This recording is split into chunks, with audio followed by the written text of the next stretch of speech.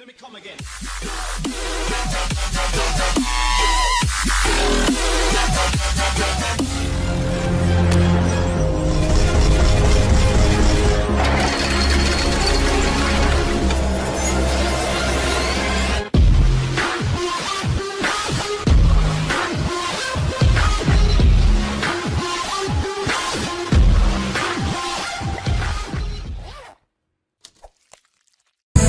We have some breaking news for you tonight. Playboy founder Hugh Hefner has died at the age of 91. Hefner changed America when he introduced Playboy magazine back in 1953.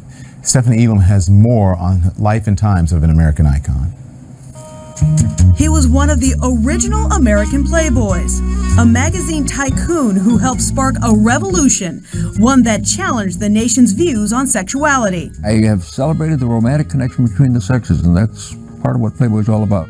Hugh M. Hefner, who liked to be called Hef, was born in Chicago in 1926 and raised in what he said was a strict household by conservative Protestant parents. I felt there was something more to life than the world I saw around me. In 1953, with just $8,000, the aspiring publisher produced the very first issue of Playboy magazine on the kitchen table of his Chicago apartment.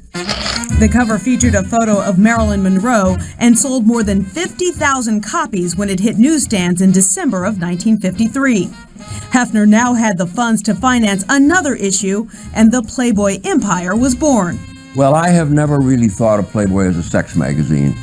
What I've tried to do is create a lifestyle magazine for men. Hefner divorced his wife Mildred Williams in 1959, and during the early days of the magazine's success, decided he would not only promote the fantasy he helped create, but he would live it as well. Audiences got a taste of Hefner's good life in an early 1960s television show called Playboy's Penthouse. Come on in and meet some of our guests. Having already established himself in Chicago, Hefner made the move out west.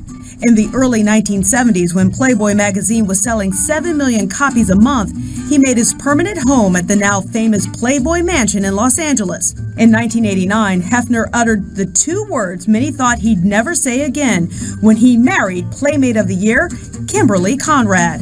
I do. The couple had 2 children, but separated in 1998.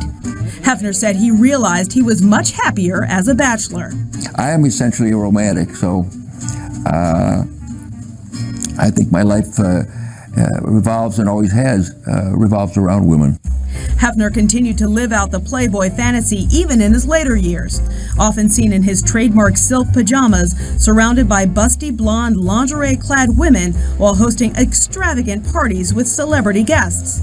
He even returned to television in 2005, this time sharing the small screen with 3 live-in girlfriends in the reality show The Girls Next Door. In the late 2000s, he began an on-again, off-again relationship with Playmate Crystal Harris, 60 years his junior.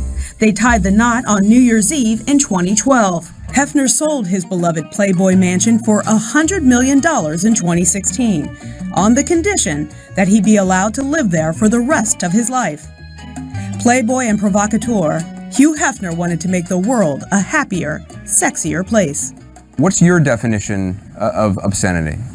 Racism, war, bigotry, but sex itself, no. What a sad and cold world this would be if we weren't sexual beings. I mean, that's the heart of who we are. That is our breaking news. Playboy founder Hugh Hefner dead at the age of 91. They released a statement tonight saying Hugh M. Hefner, the American icon who in 1953 introduced the world to Playboy magazine and built the company into one of the most recognizable American global brands in history, peacefully passed away today from natural causes at his home, the Playboy Mansion, surrounded by his loved ones. He was 91 years old.